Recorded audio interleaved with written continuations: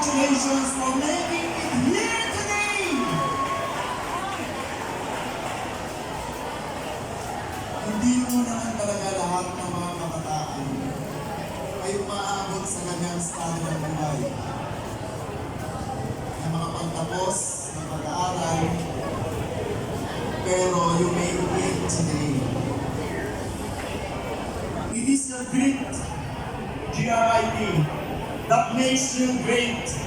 Tandaan niyo yung simpleng word na yan. Alam niyo, ang totoo, dumaan din ako sa ganyang katayuan na nakapagtapos ng secondary. Pero wala akong matandaan kahit sa anong salita na binanggit ang speaker ng araw na yon. Ang natatandaan ko lang kung sino yung crush ko at kung saan siya nakaupo.